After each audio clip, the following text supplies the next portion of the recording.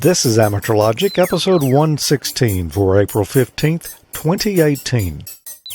This episode of Amateur Logic was brought to you by MFJ, the world leaders in ham radio accessories at mfjenterprises.com, and by Icom. Communicating has never been more fun. From D-Star to SDR, Icom uses the most advanced technology in their radios.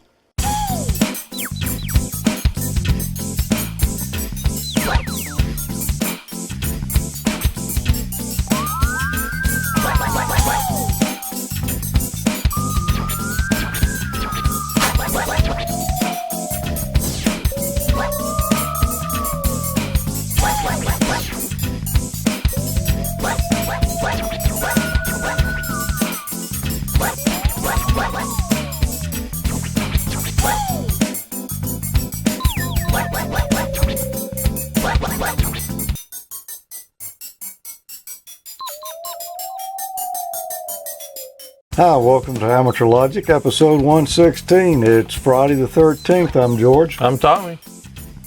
I'm Peter. I'm Emile. And I'm Mike. And it's been a bumpy ride so far. We've restarted the show how many times tonight? I've lost count. Yeah. We're going for 13 on the 13th, so. No, we need to do it again then, I think. We probably will. Well, we have a fun show lined up tonight. Lots of stuff to talk about. And lots of people. Lots of people here. We got a full house. It's good to have our buddy from up north, Mike, VE3MIC, with us tonight. Mike, how are you doing? Doing real fine, George, but officially I'm tired of winter. It's one of those years, and it happens every so often where you get snow right through till, well, we're almost to the middle of April now, and there's still snow on the ground in places. Although it was raining earlier, but just before the show, I saw this special weather statement appear across as an alert on my phone, and they were calling for snow. So you never know what the weather's going to do this time of year. Wow, I bet, man. It has been back and forth here so far all year from one extreme to the other. Not extremes, but more so than it usually does in Mississippi this time of year. Yeah, I got to go up to New York Sunday afternoon, and I actually got an email from the airline saying expect delays because of the weather. Yeah. We've got a lot of thunderstorms moving through the area later tonight here. Yeah. And then it'll be cold again. Got your handy-talkie fired up, charged up? Well, I got it charged up. It's not on fire, though. I mean, it's, at least not last time I looked at it.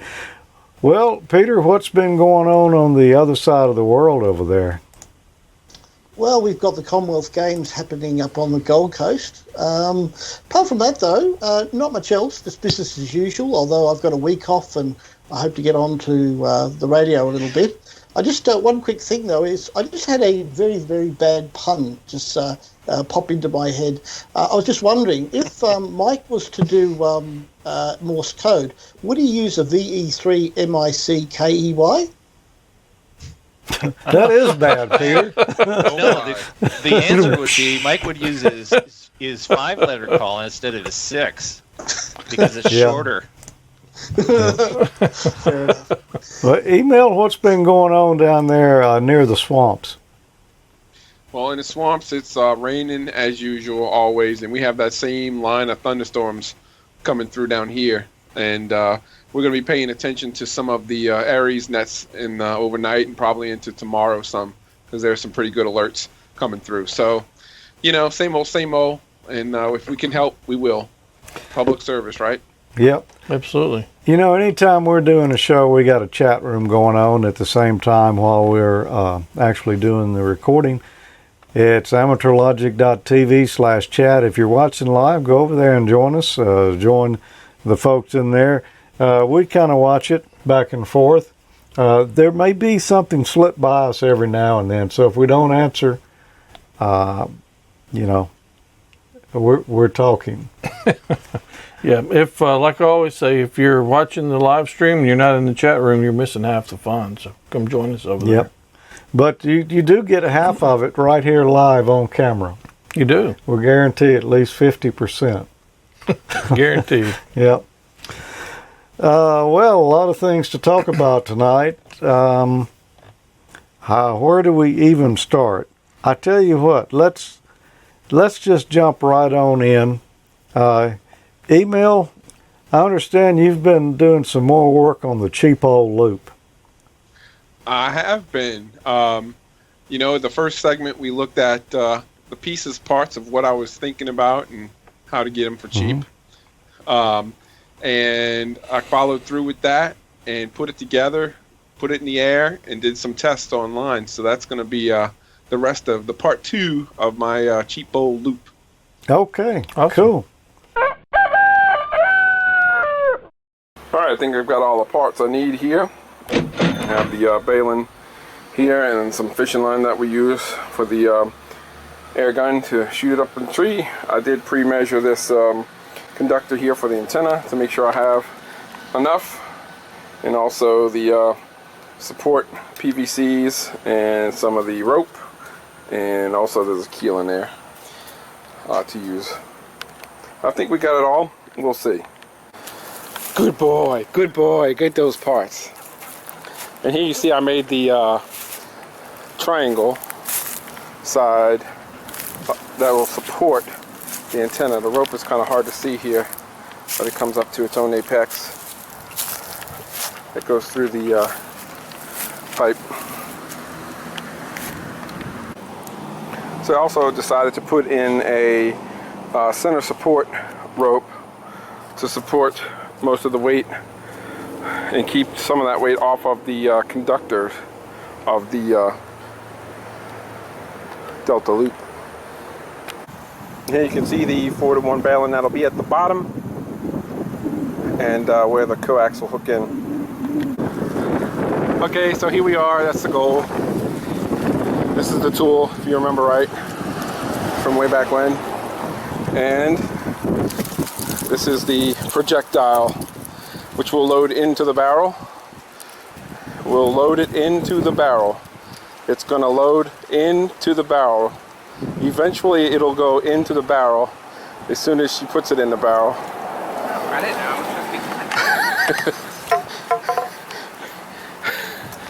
And we'll see what we can do. And there it is in the center. Got it over on the first try with the air cannon. Now we just have to coax it down from there and then tie a rope to that. Genuine Cajun line was used to get this first rope into the tree, and figured VE3MIC might like that one. I also used my trusty 30-foot pole here that I usually use to clean the siding on my house to grab that projectile and drag it down the rest of the way, because it stayed about maybe 20 feet higher than I could reach above before it stopped pulling itself or the fishing line down. So I just wrapped it a few times around this after pushing it up and pulled it down the rest of the way so I could grab it and work on it on the ground.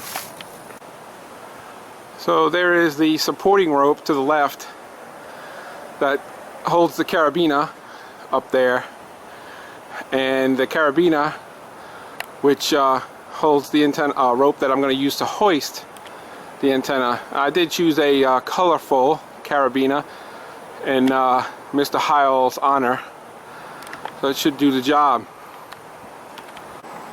Alright, well there it is, the main part of the support, the top of the triangle, hoisted up with the carabiner above it. Kind of hard to see. And there's part of this tree system here now. I got the feed point here at the bottom. That's a MFJ 4-to-1 baling, and the coax is most of the excess is wrapped here and clamped off and to the shack along the fence.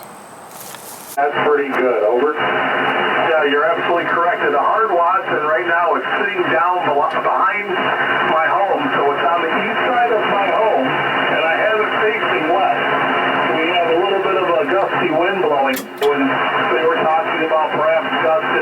to 60 miles an hour. So I have position. It's kind of temporary. I just put it up a couple weeks ago. So I didn't want to put it up too high because I was wind's liable to blow it over. So after the windstorm's gone, I'll probably put it back up to 30 feet. That's preliminary results on my Delta Loop, which my goal was to improve signal to noise ratios on 20 meters, and I think I've accomplished that.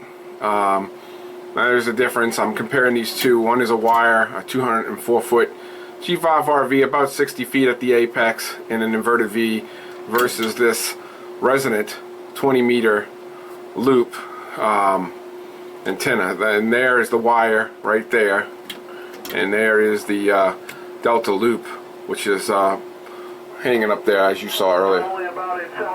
So it's pretty amazing to me, the difference, and I usually turn down the RF gain to get some better noise, and then we can ignore the meter.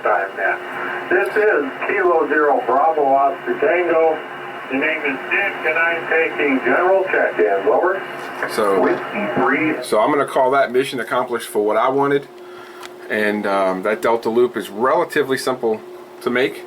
Might not have been so simple to get up there in the air, but it did the job for what my goal was to improve signal to noise ratio on 20 meters.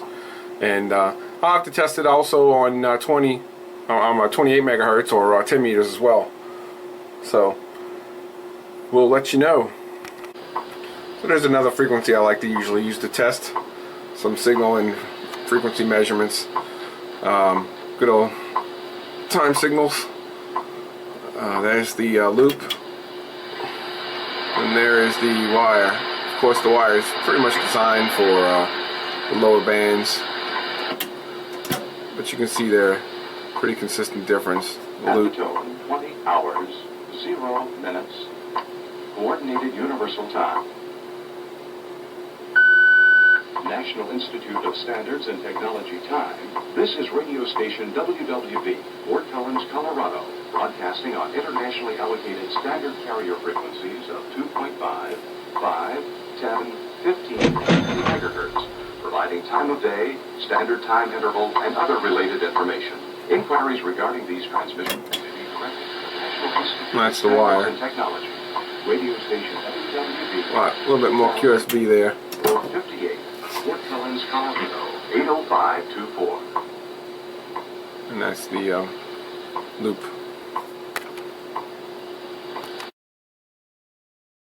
Very nice. Yeah, no Emile. doubt. And cheap. It did the job, yep, and it was cheap. I built it myself, and you guys remember from the first part, my dog helped me get some of those parts. Right. And the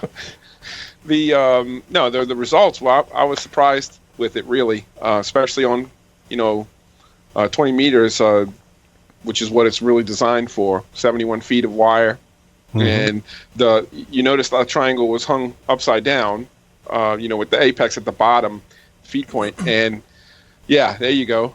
That's the reason it's like that is it makes it horizontally polarized. Lots of information at that website I got this design from, which is right there on the left-hand side. That'll show you all of that, along with the distances for each bands and what to do. So it worked, and it was cheap. Good. Yeah, it looked like it was working great. Well, You know what else about the loop antennas? I've always heard that they're quieter. They're a quieter antenna, and certainly you've proved that with your loop. Yeah, you know what? It gave me a lot of headroom, Mike, where I could turn RF gain down even, and literally almost eliminate completely the noise, especially with the noise reduction, the digital noise reduction at the IF. And I mean, it's amazing to me the difference. It was, the wire was, I noticed a little bit more QSB, and I could really get that headroom with the loop, especially on 20. I use an 80 meter loop here. I have for years, and yeah, it was a big difference between it. I had a G5RV up as a sloper, which was the only way I could fit it in the backyard, and then I did some measuring and figured, well, I can get a horizontal loop out here, and I did that, and yeah, it a lot quieter. Yeah. And I had to throw that shout out to Bob Heil, because he mentioned it in the Ham Nation episode with those carabiners, and he's right. Those things are easy to work with. Instead of pulling that rope up over the tree limb itself and grinding against it, carabiner is a lot easier to do that same thing. Yeah, as much. So as, Emile, if you were to tie a dollar bill instead of the carabiner, would a cheap ham offer to help you put the antenna up? That's what I'm wondering. You go up there and get it? Yeah. I never tried that, Mike, but I'll have to try that. Well, I've got it's actually a post off of Google Plus that came from Night Stranger, and I don't know his name or his call sign. All I know him by is Night Just Stranger. a stranger. Yep. At night. In the day, he's a regular guy, I guess. I guess. Yeah. Anyway, he said that RFI in the shack was really bad after he replaced his cheap Chinesium power supply in his computer with an Antec SU430 for $18 on eBay. The noise floor dropped from a +10 to a 7, and he can hear 40 meters again. Wow. Frogs. Tonight we're going to look at frogs. Not the kind that you have in your backyard, but when I was growing up, I heard a lot about frogs. So let's have a look.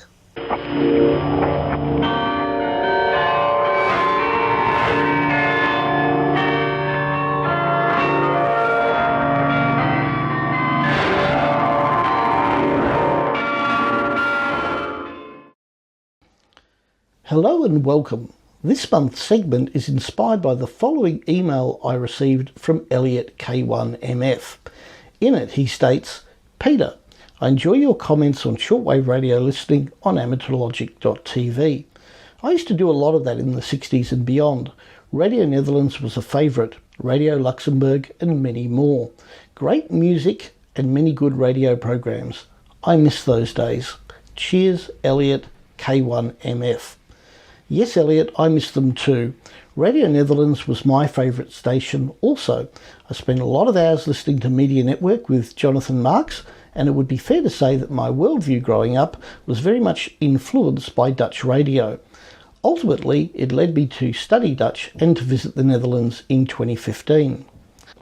My main shortwave radio in those days was of course my realistic DX302, but I remember from that time always hearing about a radio called the Frog.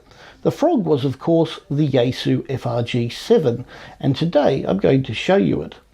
At the outset, I won't recommend it as a shortwave receiver because technology has improved considerably since then, but in its time it was a very good quality radio.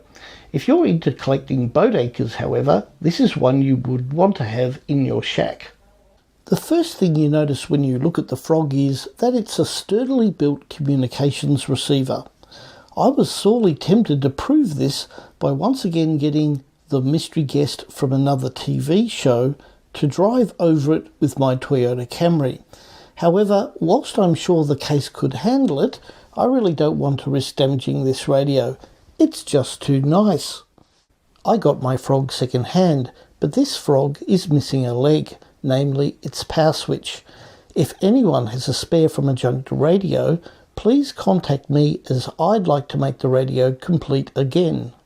Let's now look at the radio's features. First, the Frog covers 200 kHz to 29.9 MHz in a series of 4 bands which are selectable with the band switch. Above the band switch is a pre-selector to help tune in weaker stations. Immediately to the right is a megahertz tuning knob with a red LED that goes off when you're tuned to the particular multiple of 1 MHz that you're trying to tune. You can tune the main tuning dial to add on between 0 and 1000 kHz. So a station tuned on 11900 kHz would be tuned to 11 MHz, and then the main dial would show 900 kHz. The FRG7 did not come with a digital readout as it was an analog radio. At the top here we've got a signal strength meter, and As the dial doesn't always exactly correspond with the tuned frequency, there's a dial set control over here where you can manually move the dial needle left or right to put it on frequency. Typically you would tune in WWVH or a known station and then adjust the dial set to be right on frequency. Underneath the dial set control is a fine tuning control, and under that a volume knob. One of the real pleasures of operating a radio like this is the main tuning dial. Digital controls just don't make my day. I much prefer a big heavy tuning dial that I can slowly tune back and forth to get right on the frequency that I'm trying to tune. Moving along to the right of the front panel, we have a front-facing speaker, which is a very sensible place to put a speaker. Under that is a mode switch, and the frog could choose between AM, lower sideband, upper sideband, or AM with an automatic noise limiter. There's a light switch for nighttime use, and a power switch, which is missing in my radio, and sockets for headphones or for recording. Let's now turn to the back of the radio. The frog, or rather its Australian version, perhaps it's a cane toad, runs on 240 volts AC. It does, however, have a socket to run the radio off 12 volts DC. I used to run my Realistic DX302 off 12 volts DC because I found I got less interference that way. To the left is a 4 ohms external speaker socket, and in the middle is an SO239 antenna socket. Next to the power cable is a fuse, and there's also over here 2 rods attached to the back of the radio on which to wind up the AC cord. On the lower right, 4 terminals marked SW, BC, E and mute. SW is where you attach a long wire antenna for shortwave reception. BC is where you attach a long wire antenna for broadcast band reception. E is a ground connection, and ideally your radio should be connected to a good ground. And the mute connection shuts down the radio receiver when you connect that terminal to ground. That terminal is for when you're using a separate transmitter in conjunction with the receiver. Finally, there's a plate at the back with 4 pins. If you pull out the pins, you can remove the plate like so, and behind it is a battery holder which takes 8 D-size batteries, thus enabling portable use of the radio. According to the Frog manual, the circuitry is a triple conversion super heterodyne receiver. The first intermediate frequency is around 55 MHz, the second around 2.5 MHz, and the last at 455 kHz. The radio uses a Wadley loop design, and what's that, you ask? Well, the first IF can be prone to drift, so the design compensates for this by mixing the first oscillator in twice so that any drift becomes self-cancelling. You can see this in the following block diagram. Alright, we'll take the radio for a bit of a spin and see how it performs. So I'm going to tune to the 31 metre band, which is about 10 MHz, and as you'll see I've tuned to the 9 and just to the left here, and when that red light goes out, as I tune to the left, then I'm spot on. Okay, so I've tuned to about 10 MHz, got the pre-selector set for 10 MHz, ditto for the band selector, got it set for AM. Now it's already on, I need that power switch. Let's turn this up and see what we can find. Now I'm up the top of the band, and if I tune to the right a little bit,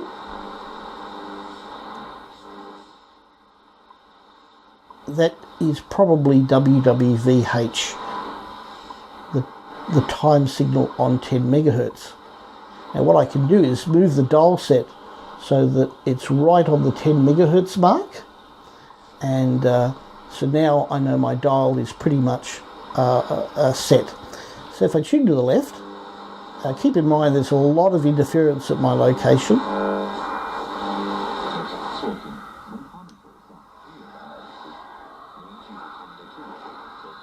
Radio China, I would say, or the China Radio International.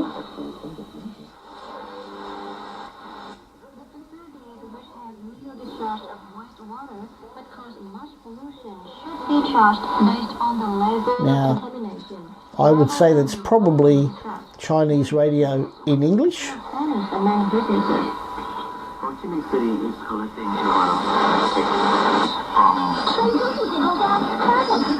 More Chinese. Even more Chinese.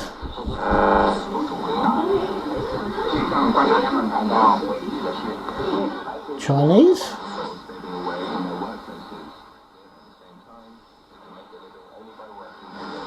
We've got an English language station here.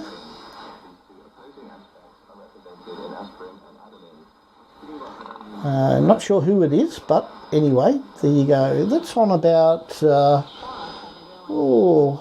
9770 or thereabouts. A bit of music.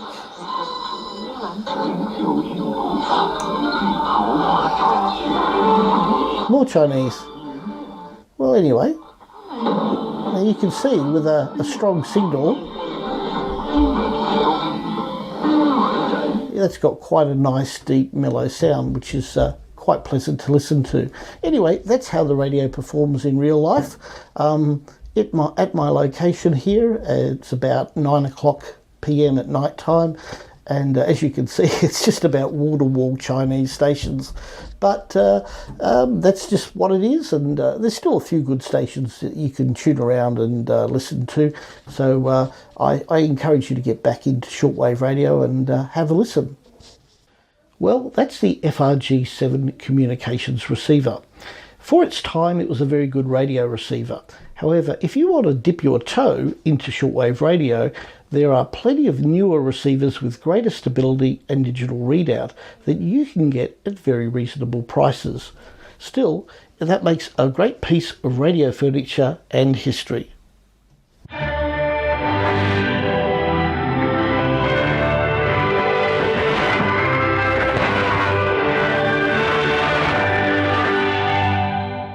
That radio, I don't think you mentioned it, but probably at least in my opinion anyway, the best feature of that radio is the AM synchronous detector that it has in it, and most radios even today don't even have that. So if you're into listening to shortwave AM broadcasts, that radio is still a very sought after radio.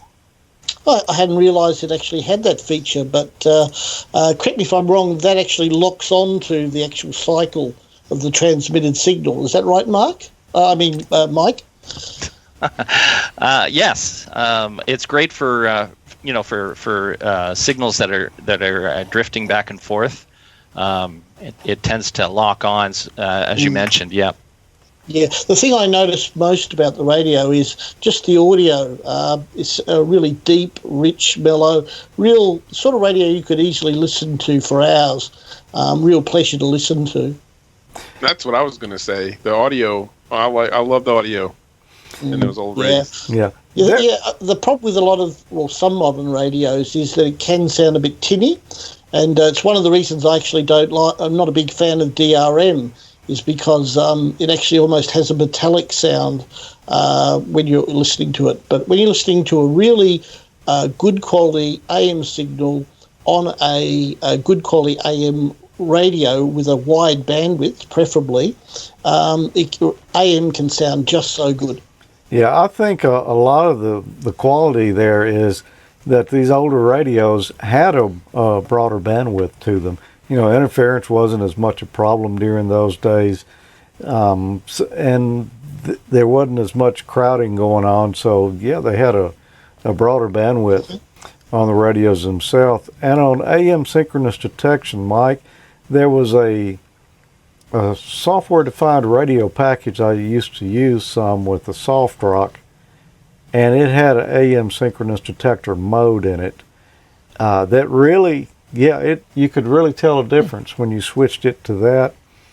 I want to say it's HD SDR maybe had that. I don't remember for sure which one it is. Well, I've got HD SDR right here. Yeah.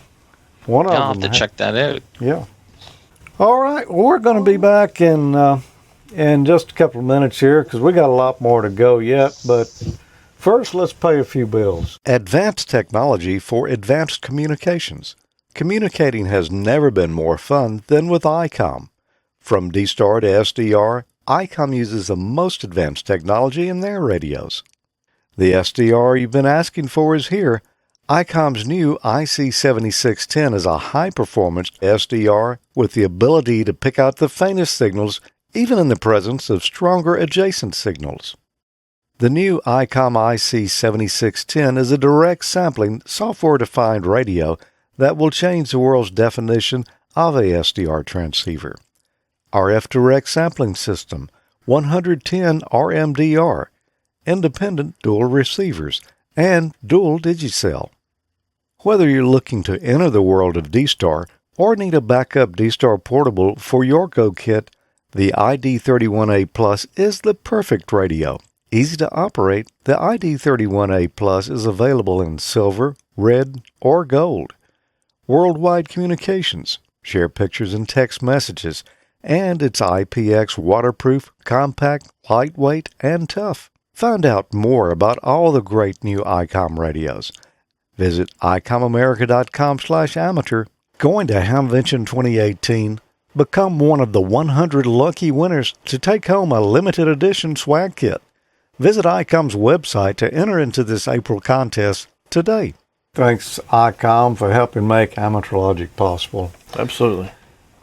And speaking of special events, like Hamvention, there's another event coming up soon right here in our backyard almost. Yeah, actually where we just came from recently. Yep. Down in Louisiana. Down in...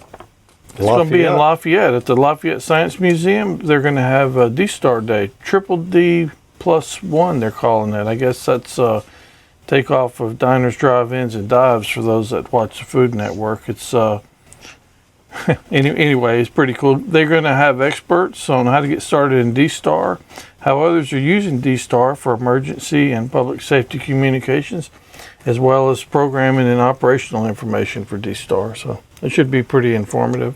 Yeah, and they're going to have some nice prizes there too, an ID 5100A Deluxe, ID 4100A, and an ID 51A, and jambalaya and Emile pastelaya.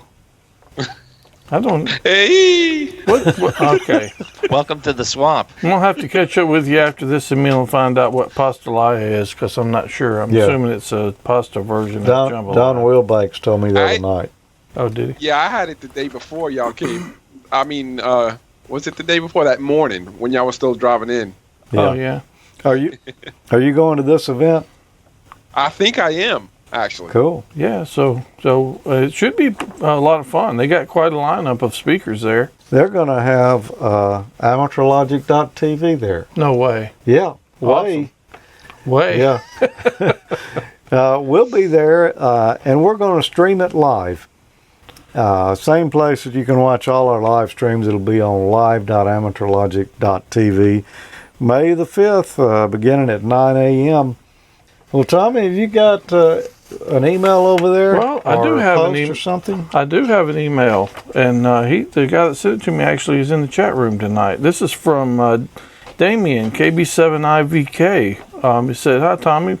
My family and I really enjoy watching AmateurLogic.TV, and if possible, while we're on a business trip in Dallas, we're wondering if we could meet for an eyeball QSO and just to say hello. We're currently staying in Grapevine, but can meet pretty much anywhere. Be heading back home in mid-April. Hope it works out." And so we did meet, and I met his family. His wife obviously has impeccable taste in attire.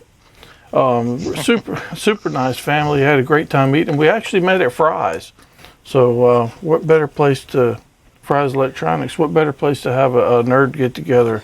You know, that's and meet hams. A vacation they'll remember for years to come.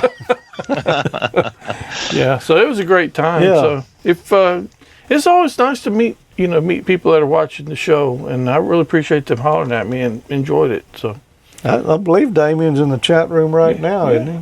Yeah, he's in there. Okay, cool. Yeah, saw earlier. He said he's headed back home tomorrow. So anyway, it's really great to meet you and your family, and maybe we get together again sometime. Well, the only regret I've got is that I couldn't be there too. You know. Yeah, it was fun, man. Yeah. Well, it is nice meeting people out. Yeah. That watch a show that we maybe have never met before, and always good to. So I've been invited to a couple of ham clubs out there too. I enjoyed that. I met quite a few people there that watch the show. It's always a good time to do that. Cool. Well, Tommy, you and I recently, and it's been, I don't know, it's probably a month ago now. We didn't show it earlier because we had a full show last time with the Rain Ham Fest. But we got together and did a little experimenting with some different D-Star stuff. I think we kind of, I don't want to say we broke the rules, but we had a good time and we got tried some things that are a little unconventional. That's the word I was looking for. Unconventional? That'll That's work. us. We should get that on our T-shirts. Well, George, we're doing something with the ID 4100 again. Yeah, it was a smackdown last time between my 880 and the 4100. And as you can see, I won because I've taken the 4100 now. Yep, you can't do anything but win now going forward. Yep. But one thing we didn't cover when Ray was over here and we looked at it previously was controlling it with Bluetooth. You know, the radio's got an optional Bluetooth module, which you're very well aware because you installed it. But Icom's had support for Android tablets for a good while, but from this radio forward, I think this is probably the first one. They actually have support for iOS now. Wow. So I think it's using Bluetooth LE or low energy, which is supported by Apple. Okay. So today I thought we'd take a look at the I keep wanting to call it the Android app because I've used that one so much, but the iOS app on my iPad here. And then you got a little something special we're going to do at the end too. Yeah, got a little surprise. Yeah. So that should be kind of interesting. So don't run off until we get to the very end. Then you can run off after it's over. Well, I've got my iPad here. Let's go ahead and pair with the radio. I did make the association earlier in it, so to hook it up, all you do is go to the app. Now the app's in the App Store, it's free, and you can see right here it's RS-MS1I, where the Android one is A in the Google Store. But we'll go ahead and just open it up from right there. And let's go into the menu at the bottom. Bluetooth connection. It's already paired, so it's connected now. And on the radio, I don't know if you could see it, but a little message popped up. If you check out the display on the iPad, you can see we've got the same frequency that we have on the radio. So we're operating simplex instead of going through a gateway or something, just for the demo. For the demo, we'll do that just because we're inside the building here and we're running off a dummy load. Yeah. So, but to change that, we can go to a repeater if we want to. You can hit the from down there at the bottom, bring up the repeater list. So you can go into the repeater that you want. So I'm going to go back to the simplex channel just because, again, we're using the dummy load here inside the building. But if you wanted to connect to something, you go here, hit the 2.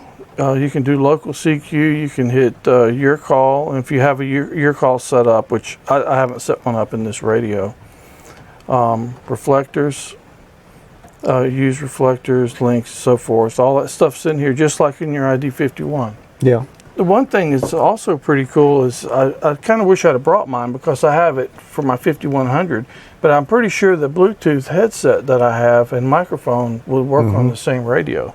So you could actually leave this thing sitting around and walk around and not be tied down to wherever the radio is. So what you showed us right there just then is, rather than going to the radio and plugging in somebody's my call and going through, or your call or whatever, and doing a connection that way with the rig, you could just do it straight on the iPad there. You can do it straight on the iPad and not ever have to touch the radio. Well, you'd have to do it for some things, but general operation, you can use it right here. You can even change the power level by touching the icon at the bottom. Go to high power. And now you can see it's on high, but I'm going to go back to low since we're here in the dummy load. But it's pretty neat. There's a nice feature here also, the map. if you touch the map icon at the very bottom of the screen, it doesn't like it because we're inside the metal building here, but it's going to use my last position here. So you can see it's at my house, but you can see all the repeaters that are around. So if you touch the repeater on the screen and then touch it again, you can actually go connect to one of the repeaters. So we'll set the Well, it did set the frequency on the radio, didn't it? yeah, and you can confirm it right there. So if you notice, this is the DV mode on the iPad that we're used to seeing on the screen. This is almost using, this is like memory mode if you were to set these memory channels up and use it old school. But this is what you need to be concerned with. When you get finished with it, you can put that back into DV mode and use it the same way you used to. Yeah. What else have we got here?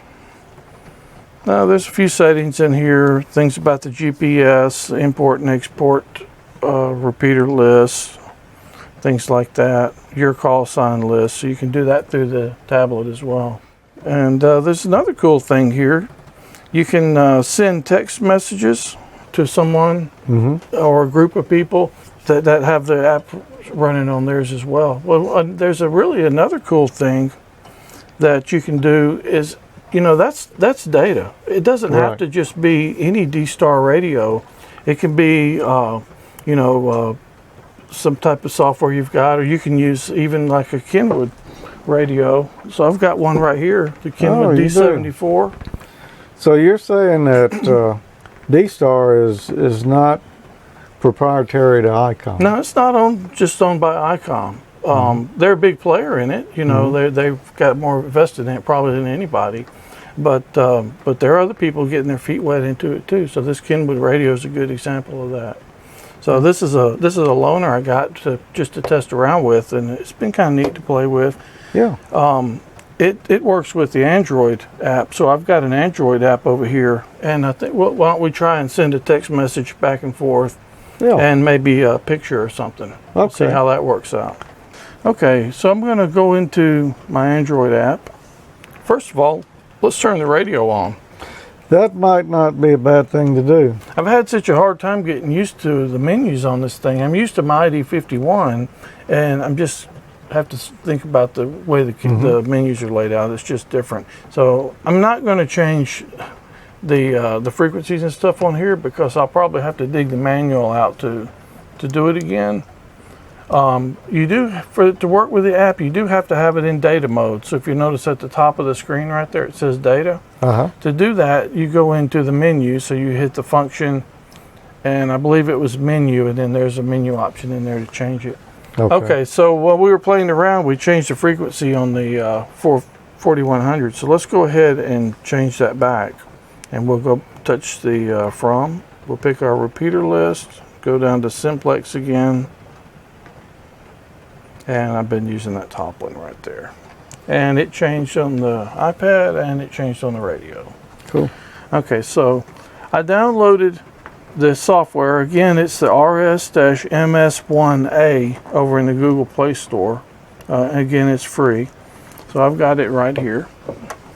And let's see if my Bluetooth is connected. Bluetooth connection. THD74. And I believe it's connected. And I see the Bluetooth icon turn blue right there on the top of the screen. Okay, so we're connected there. I've put the iPad on the right frequency. Everything's good to go. Now I've got some messages over here where I've been kind of playing around getting things set up. So I'm just going to type in a message for you.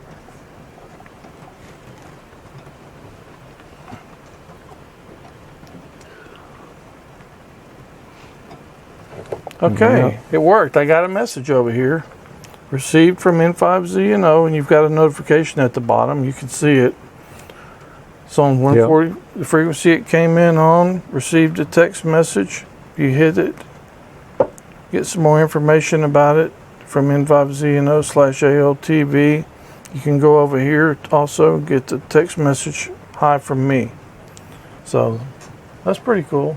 Yeah. Hi from me to me. The really cool thing is you can do pictures. So let's try one of those. Okay. That should be fun. Touch for 1 second. Select a picture. I'm going to do the camera. You want to be the model? This is kind of like deja vu, man. I'm going to send one from the 4100 over here. I'm going to use that photo so it puts it up on the screen. Yeah. And you can crop it or whatever if you want to. Yeah, I'm not sure that much goodness should be transmitted. Yeah, that's in one photo. There we go. How about that? Good close up. Okay. Okay, done. And I'm just going to send it low quality so it'll send it a little faster. Okay. And I got to pick a receiver. I'm going to pick CQ. Oh, this is just like regular D-Star. You could put, if you wanted to call sign route it to me over through the repeater, and if I were in Dallas and you were here, whatever, you could do that. So let's go ahead and hit transmit. You cannot transmit using the Bluetooth headset, but I'm not. So it's preparing to send. You can see it going through.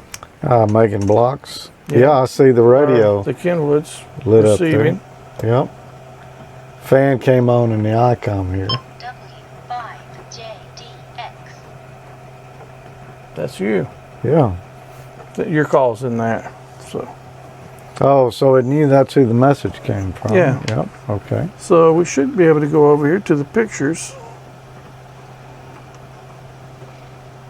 Go over to receive history, and you can see the picture that we received, and that's looks a lot like you. Yeah. That does look a lot like me. It's a good resemblance of you. So that's lower quality. We can do a higher quality one if you want to, but sure. Okay. Because that went fairly fast. It did go very fast, a lot faster than I actually thought it was going to do. Because to be honest with you, that's my first picture to send.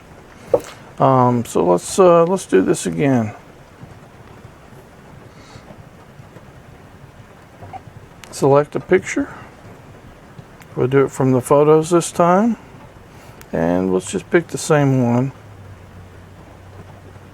Oh, that's the old one we did earlier. Oh yeah. We'll do that one. Done. And let's go ahead and do it in high quality. And we'll do a bigger one. How about that? Okay. And let's start transmitting. No problem. Preparing to send. And over here on our trusty Android, we should receive it here in just a moment. This one's transmitting. The Icom's transmitting and the Kenwood's receiving. And it doesn't have to go just from the Icom. The Kenwood will send it exactly the same. It doesn't matter. D-Star is D-Star. It doesn't care. That's kind of the beauty of it to me. And you can see on the screen here on the tablet, it's taking just a little bit longer because it's going through and sending blocks. It chops it up into packets.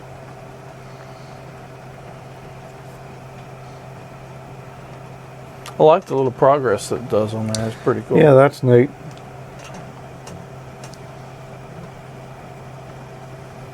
So this would be great for, emergency things. If you're out in the field and there were, tornado damage, flood damage, whatever the case may be, and you need to send, finished. Need to send pictures back or whatever, you could certainly do it like that. It's a pretty cool technology for that. Picture transmission's been completed. Let's see what this one looks like. And let's go over here to receive history. You know what? It looks a lot like the other one, but better. Look how much higher quality. Yeah, so it's very clear. Yeah. And we could have went up even a size bigger on the picture. So you can send a lot of detail back with it. Sure can. And that went pretty quick. Yeah, it did. So if you want to save it, you can hit save it to your tablet or whatever. Turn around and email it, or we'll do whatever you need to do with it. Cool. That's pretty cool stuff. That is. So now we've got they've got support for iOS, and it actually works across other platforms as well, other brands. Yeah. Which I think this may be one of the first times they've run Icom software against the Kenwood Handy Talkie. Can we say that? I don't know. I just did. Yeah. Pretty neat. Yeah, it's cool stuff. So anyway, thought you guys might enjoy seeing that. I'm pretty excited about the iOS support on there. I am too, and the fact now that you've got a choice with my 4100 here. Yes, it's mine. Yeah, it's yours. And You lost the SmackDown, but you still won the prize. I can use my iPad, or I could use I guess I could use my Android phone. Yeah, sure can. Cool. So that's cool stuff. Did it hurt any, George, getting like sucked into that matrix?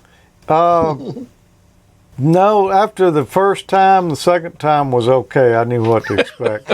Okay. This won't hurt a bit. Yeah.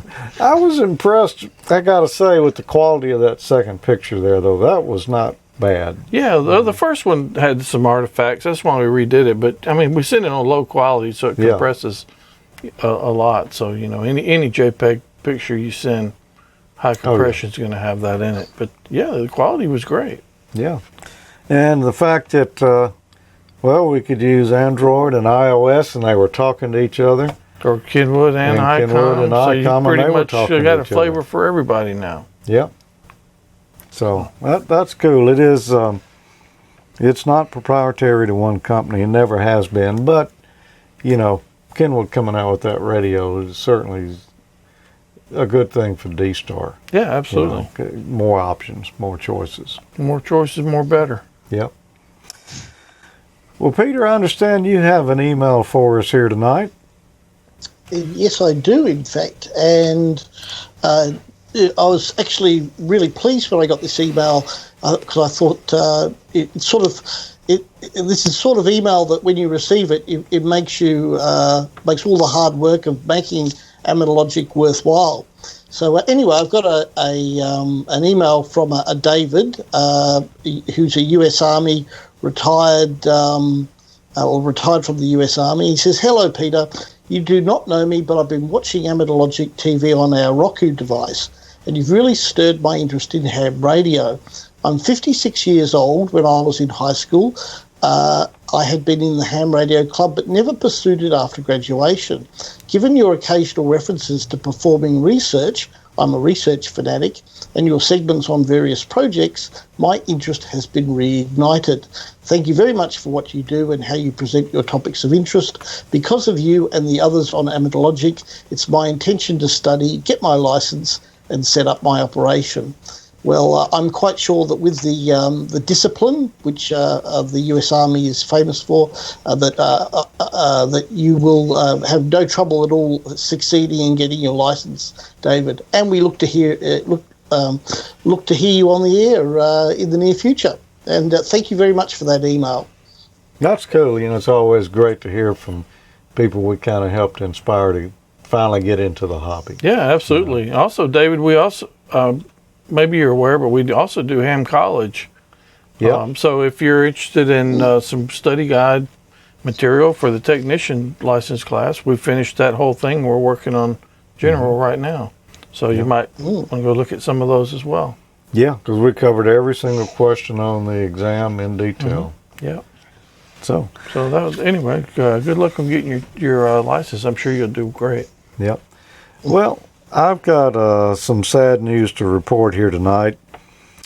And most of you folks here won't know this guy I'm talking about, but you will recognize some of his accomplishments. Tommy, you remember Clyde Hanley that we met at VOA? I sure do. That was really nice fellow. Back in 2014. The folks at the VOA Museum helped us coordinate getting Clyde to the museum there. He drove himself there, but they're the ones who made the contact and helped us, kind of set up a place we could meet and all of that. Clyde was the last remaining operator of the WLW 500 kW AM broadcast transmitter living. He was 91 years old in 2014, and he sat down with us for almost an hour, and I asked him questions about his history and radio and broadcasting in general. He spent a lot of years in television too. this guy was there when some real history was made. Yeah, he had quite the resume, I guess, for lack of a better term, but a very impressive guy. Really impressive. Very, very. And at 91 years old, he was still pretty sharp. Yeah. Well, he passed away this past week at 95 years old. We shot this. Yeah, we shot this in 2014 and never completed editing it and posting it. It kind of started on it, but I knew there were a lot of little pieces and things I was going to want to look up and stick in there of photos and assets throughout it. And I just had not ever found enough time to sit down and really do it. And I'm sorry I didn't get this done before Clyde is gone, but that spurred me on this week to spend a lot of time editing on it. It'll be released very shortly here, before the end of the month. That interview with Clyde. I've got just a little snippet of the beginning of it here, just to kind of introduce you to him. This doesn't tell nearly all about his career, but maybe just, just a little introduction. Hi, I'm George with AmateurLogic.TV, and I'm talking today with Clyde Hanley, a broadcast engineer from the Cincinnati, Ohio area. Clyde, we really appreciate you taking out time to talk with us today. Glad to do it. It's my honor. And you've worked in broadcasting most of your life? All of my life. All of your life. Started in 1941. I was a co-op student from the University of Cincinnati. My first job was to work down at WLW, midnight to 8 a.m., running the old 500,000 watts during the experimental period. Tell me about that. That had to have been some experience. It was a real thrill. At midnight, we'd sign off of 50 kilowatts. We'd fire up to 500 kilowatt. The fire-up procedure took about a half hour before midnight. We turn on the air and the water on all the. There were 3 power amplifiers in series. There were about 200 kilowatts each. There were 2 modulator units and 1 power supply. And then we used the 50 kilowatt as a driver for the 3 power amplifiers. And a 50 kilowatt, I mean, that's the biggest you can have on the air today. Yeah, well, that was our driver. And we loaded that thing up at one night to 700,000 watts. Wow. And it was a real thrill. It's a real thrill if you're an amateur to dip your plate currents to 100 amperes. Boy, I bet.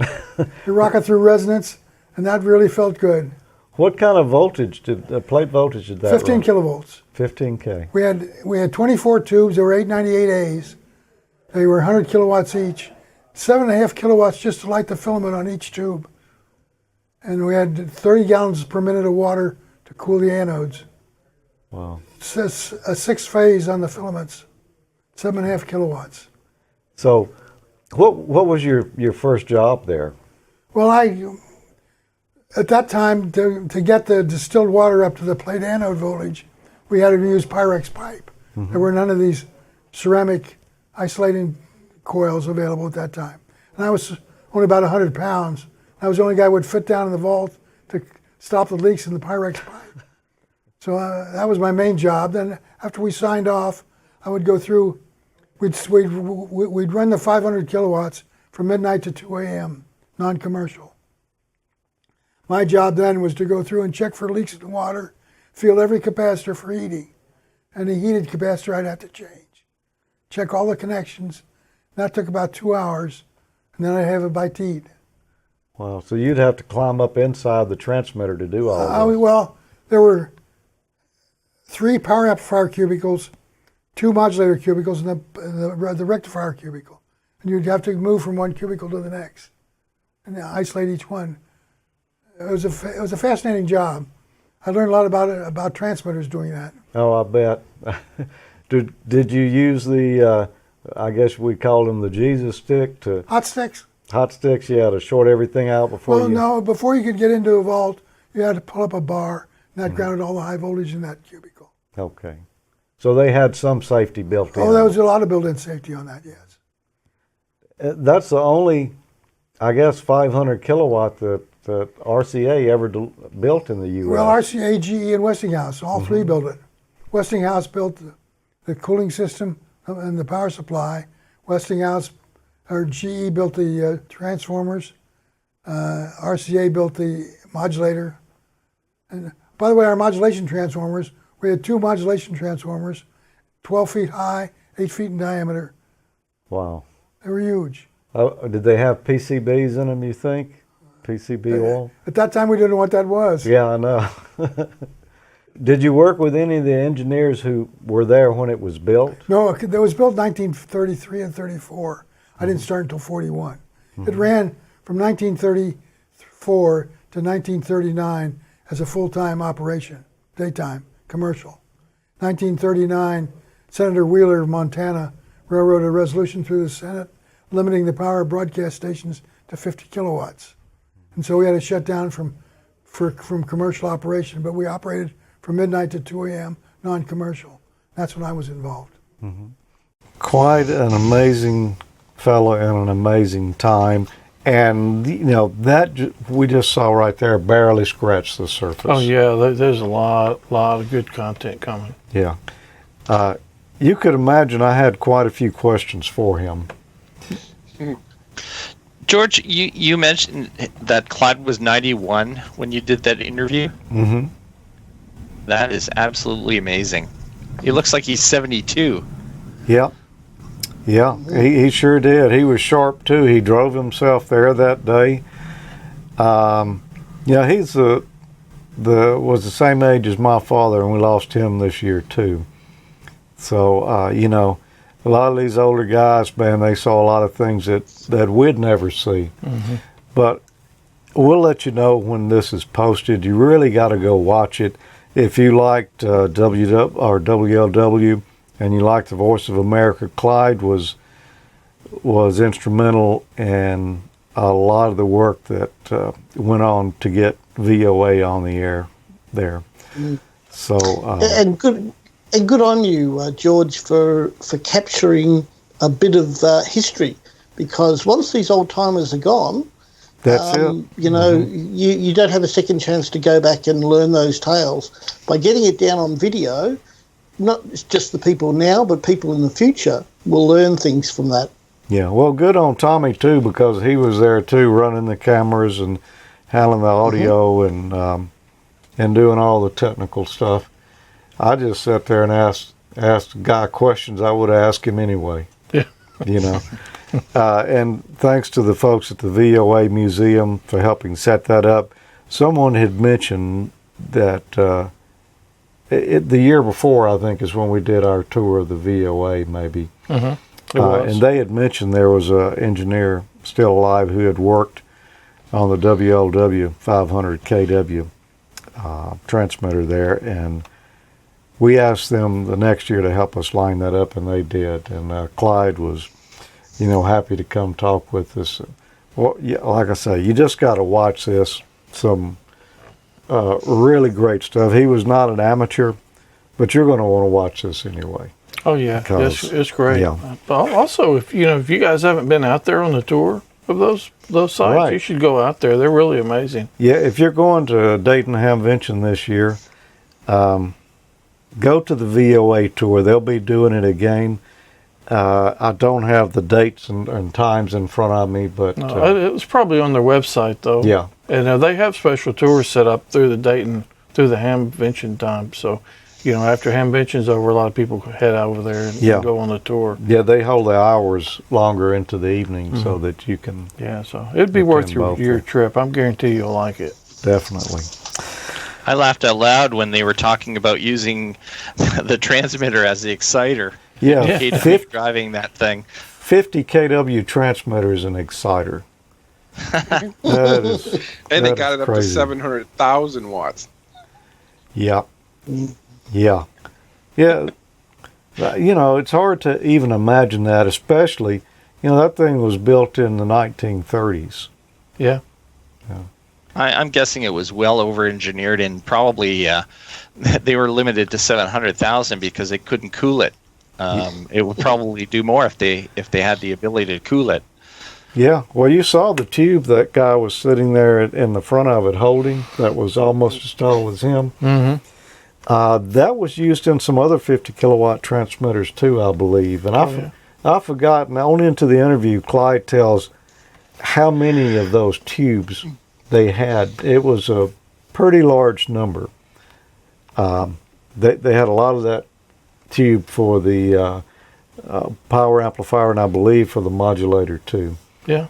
So anyway, you got to watch it. That's really all I can. So watch the. I guess we'll post it on the regular channels. It'll be an RSS feed and on the YouTube channel, and Roku, and everywhere. So watch for that coming pretty soon. Yeah, the editing's practically finished. I just need to do some type of intro and closing segment for it, and that's all that remains to be done now. So we'll get that together and get it right out.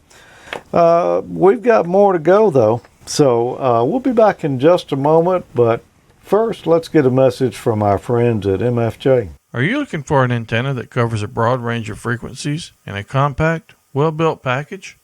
The MFJ 1868 discone antenna is the antenna you've been looking for.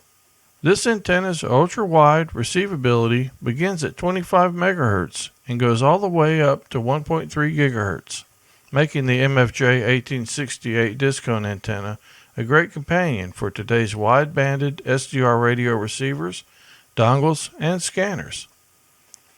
In addition to the amazing receive coverage, the MFJ 1868 antenna can also be used to transmit from 50 megahertz up to 1.3 gigahertz.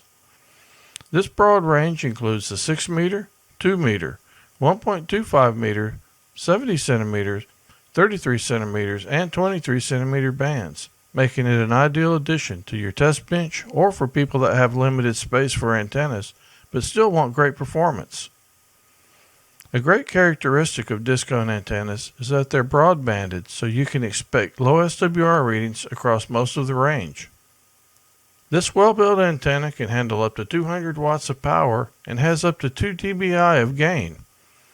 It also has stainless steel elements and mounting hardware, so it can withstand the weather for years to come. In addition, the MFJ 1868 has a commonly used SO239 connector and includes 50 feet of coax cable to make getting on the air fast and easy.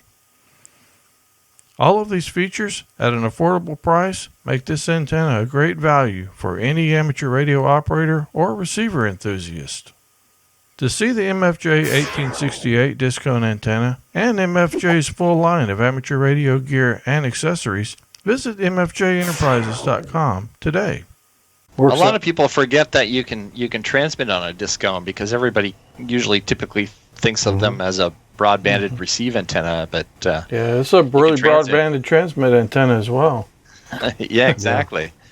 What are they? I don't think they have any gain at all, do they, George? No, there's no gain to it. Documentation says 2 dB gain. Probably, maybe not on all bands. Not I don't on know. all bands. Yeah. Or is that 2 dBi? Well, it was 2 dBi. Isotropic. Yeah. Yeah. So, nice antenna though, especially for what you're going to be doing with it. Oh yeah, absolutely. So you'll see some more of it here pretty soon. Yep. Mike, I understand you have. I don't know where this came from, but there's been a news story circulating around that maybe you can shed a little light on. Yeah, well, you know how you've heard that saying, if something's too good to be true, it probably is. Well, a couple of weekends ago, I thought I'd have a little fun, but turns out that people started responding saying, "Hey, I've been to the website, but I can't find the link or the page for the new TR9."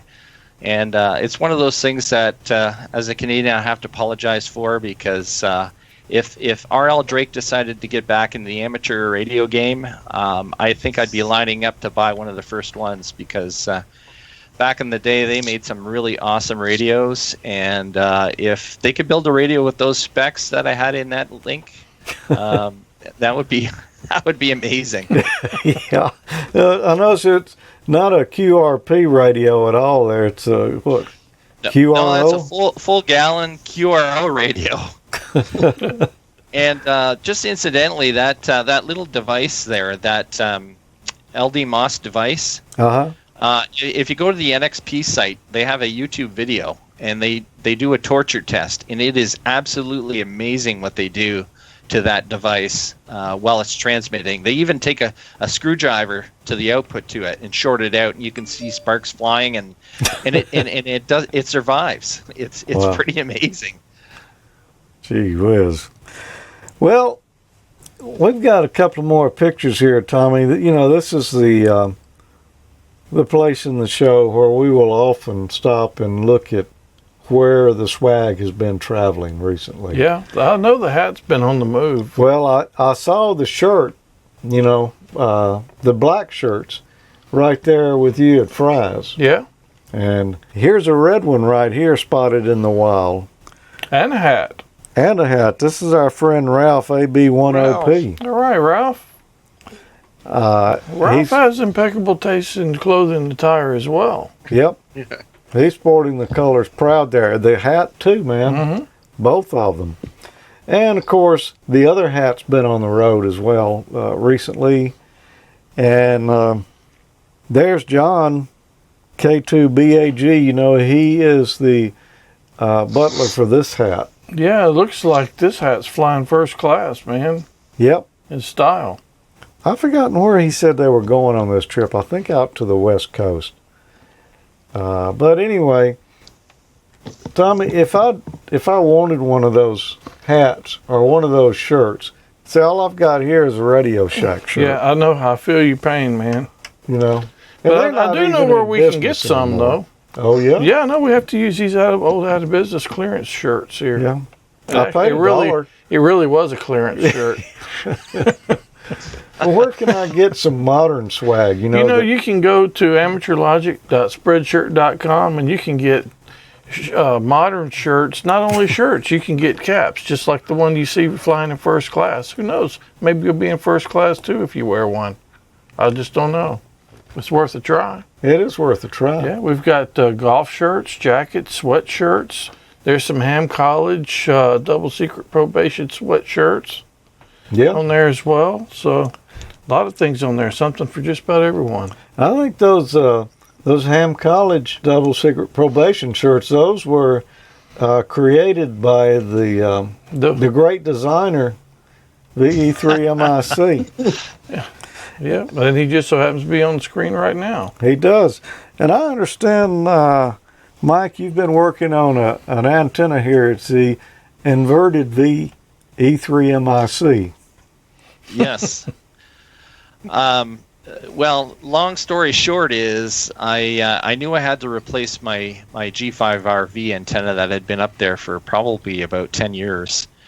And I wanted to try something a little different. And of course, I wanted to remember that 4-to-1 balun that I seemed to take me forever to finish? Well, Yeah.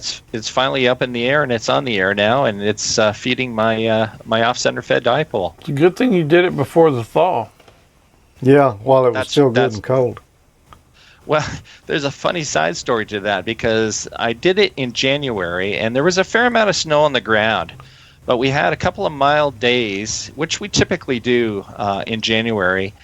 And what happened is it kind of melted the top of the snow. There's probably about 1.5 feet, 2 feet of snow on the ground. And I guess with the sun and the mild temperatures that we had for a couple days back in January, it created this crust on top of the snow.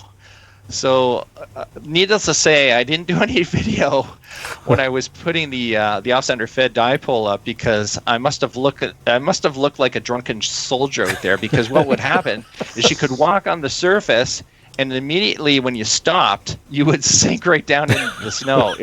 The snow crust would give way, and you would sink down in the snow. So it was quite a job maneuvering it through the backyard in order to get it up. But yeah, it went up.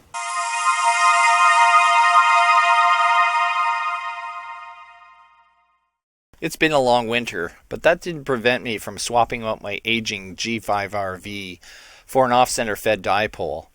I've always installed my HF wire antennas as an inverted V, as there are many advantages in doing it this way. Just one high support needed. The The end of the wire antenna legs can simply be tied off and need not be high above ground, just about 10 feet or more. Because inverted V's are supported in the center, this configuration provides support for the balun and feed line, the heaviest part of the antenna. With an inverted V, there is no sagging. Inverted V's require less real estate, allowing them to be installed on a normal-sized lot. The apex angle ideally should be between 90 and 120 degrees, but have been known to work with as low as 30. Feed point impedance is closer to 50 ohms when the legs of the dipole are drooped, making it a better match for your transmitter. However, this varies with apex angle, antenna height, and soil conditions. Also, I have found that inverted V's provide a limited amount of support for the mast by acting as guy wires, stabilizing the mast under windy conditions. Disadvantages. Well, inverted V's behave very similarly to conventional dipoles, but keep in mind that dipole antennas are largely single-band antennas. However, multi-band designs, such as the off-center fed and the G5RV, permit operation on multiple bands, but they are considered compromise antennas. Here is my setup. I have 20 feet of 1.5-inch galvanized masts secured with 2 U-bolts, 4 feet apart, to a 4x4 corner post on my deck. At the top, I added an end cap and a truss rod that is normally used for chain link fencing. One end of the truss rod is threaded. I drilled a 1/2-inch hole through the mast just below the end cap and fastened the truss rod with a couple of nuts. The end cap adds strength to the mast, preventing it from deforming when tightening the truss rod. The other end of the truss rod has a hooked end, which protrudes about 7 inches from the mast. On the hook end, I added a small rope pulley. You may be wondering about the purpose of the truss rod, and why not just attach a pulley directly to the mast? Well, originally I had a G5RV with 30 feet or so of window ladder line. Balanced lines such as twin lead, ladder line, etc. needs to be kept away from metal objects, and I needed a way of keeping it away from the steel mast and still allow the antenna to be raised and lowered. At the base of the mast, I installed a rope cleat to secure the halyard, like a flagpole. It's also a good idea to keep baluns away from metal objects too. In my previous segments about the 4-to-1 balun, we looked at the Carolina Windom and the off-center fed dipole. OFC antennas are easily constructed. I used number 14 T90 stranded insulated copper wire that I bought from the Orange store. It's just a wire dipole, but with the feed point offset instead of in the center. However, this also changes the feed point impedance. A flat dipole has a feed point impedance of about 73 ohms, whereas a typical OCF dipole fed at the 2/3 point is close to 200. In most installations, a 4-to-1 balun is needed. However, feed point impedance does vary with installation height and soil conditions. Now that I have one installed, let's have a closer look at it. My main HF rig these days is the fascinating Kachina 505 DSP. One of the interesting features of this radio are the Smith charts that it produces. You can clearly see that there simply isn't enough wire on my 80 meters off-center fed for operation on 160 meters, and the 15 meter band is also unusable. Looking at the remaining HF bands, you can see which bands are close to resonance. The 80 meter off-center fed dipole is considered a 7-band antenna, useful on 80, 40, 20, 17, 12, 10, and even 6 meters. Next, I connected my Fox Delta antenna analyzer, and it clearly shows the low SWR dips for the 7 HF bands. It also shows that the antenna is cut a little too long, as the resonant points are too high for most of the 7 bands, so a little trimming is still needed, but not a problem with an antenna tuner. Overall, I am pleased with the off-center fed, and I would certainly recommend this antenna to those looking to install an HF wire antenna, even more so than the G5RV, as I've found it to be more forgiving. Here are a few good tips that I like to follow whenever I build or install an antenna. Use good Dacron polyester rope. If you use nylon or cotton, you'll be replacing it in as little as a year.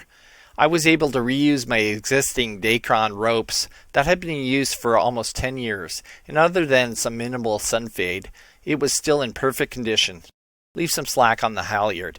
Don't hoist the antenna all the way to the top. Tie the ends off first. You'll find it easier when securing the ends of the antenna without all that tension. Once the ends are secured, simply hoist up the antenna by pulling on the halyard until your inverted V is taut. I always use stainless or brass hardware, wherever possible. If you're unable to get stainless, get nickel or galvanized. It costs a little more, but you'll thank yourself later for not having to fight with rust or seized fasteners. After attaching your coaxial cable to the balun, be sure to weatherproof your connections. I like to wrap the connector with a layer of good quality electrical tape, sticky side up for the first layer, then flip the roll over and continue to wrap several more layers in the normal fashion. You can finish off with coaxial if you wish, but I've never felt it necessary for connections that aren't being submerged in water or direct buried. Until next time, 7-3 from VE3MIC. How did it work? It worked really well, although the bands aren't really No, they're not, are cooperating these days. I've had a couple of QSOs on 80 meters with it, and I'll tell you, it works a lot better on 80 meters than my full length G5RV ever did. I wish I would have kept, and I probably have a copy of it somewhere, but I wish I would have kept a plot of the G5RV. Just so you can compare it to the SWR resonant points on the off-center fed, because I found that, at least in my installation anyway, the off-center fed was resonant where the band should be, unlike the G5RV, where there were a few bands that were resonant where they should be, but some of the other ones were way off. Yeah. Well, Tommy and I both use the off-center fed dipoles for a number of years. I think that's really the only thing I've had up for a long period of time. Yeah. Yeah. And not having to deal with that 450 ohm window line is kind of nice too. Mm-hmm. Although you do need a balun, but you can run feed line, coaxial line all the way to the top, which is kind of nice. Yeah. Oh yeah. That makes. I know we've talked HF Mike back and forth over the air. We'll have to see how that one works between us. I want to try it too. Yeah. I want to try a loop. But it's inexpensive wire, and I don't know. I bet you the total cost of that, other than the balun, is probably, I don't know, under $50. I would think. Cha-ching. Cha-ching. Is it COM compliant? That is the question. Yes. Well, you made the balun yourself, didn't you? I did. But you know what? Those ferrite toroid cores are not inexpensive. No, they're not. Emile, you've got, another email before we go tonight, don't you? Yeah, it's actually a post from the Facebook forum. Okay. And it's from Don, who basically was just reminding everybody that the field day packet is out. He the 2018 field day packet from the ARRL is posted up on their site. So lots of information out there always, the rules, the how-tos, and I'm hoping to have fun with that myself since I'm running it over at our club this year. Before we get out of here, let's go around the horn one more time. Tommy, do you have any parting words here? Nope. It's been a great show. Had a great time, and that's about all I could say about that. Okay. What about you, Peter? No, not much to add. It was great having Mike here with us. I really enjoyed that, and hopefully we'll get Mike back later in the year. Yep.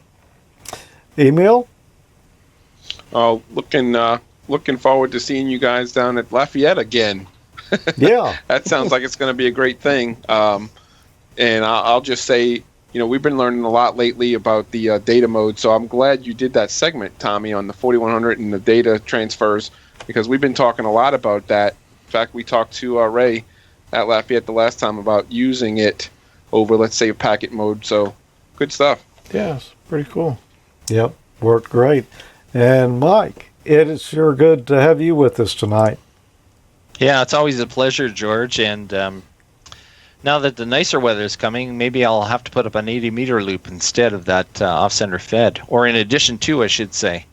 because I'm pretty impressed with the what I heard from Emile's installation with his Delta Loop. If you've got noise issues, it definitely you'll notice a difference. I did when I put in mine here. Well, I hope you'll come back and visit with us again soon. Well, thanks for having me, and I've got some more irons in the fire, as they say, for other projects. So, not much time to put it together in video segments, but yeah, let me work on that. Okay, great. Well, thanks for being here with us tonight, everyone. It's been a fun show as always. Thanks for watching Amateur Logic, and by the way, join us toward the end of the month for the next episode of Ham College. Yep, where we will continue on the general question pool. Yep, I'm not sure what questions they will be yet, but they will be from the general pool, I'm pretty sure. Pretty much can guarantee at least that much. And it's time to make your plans to come on down to Lafayette if you're in this part of the country. Yeah, seriously, if you are in this part of the country, come on. It's going to be a great time. Yep. If you're at all interested in D-Star, you need to be there. Yep. If not, if you can't make it, then watch the live stream. All right. 7-3. 7-3, everybody. 73. 7-3.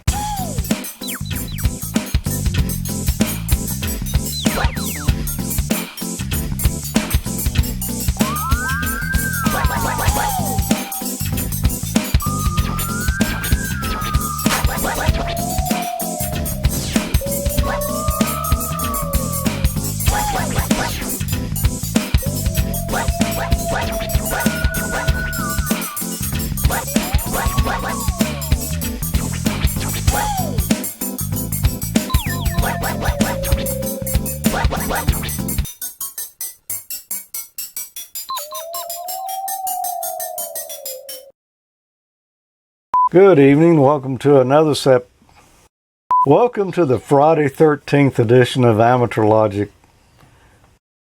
Should we start over again? Today? Yeah. Yeah. Can we just act like it's the 14th? Yeah.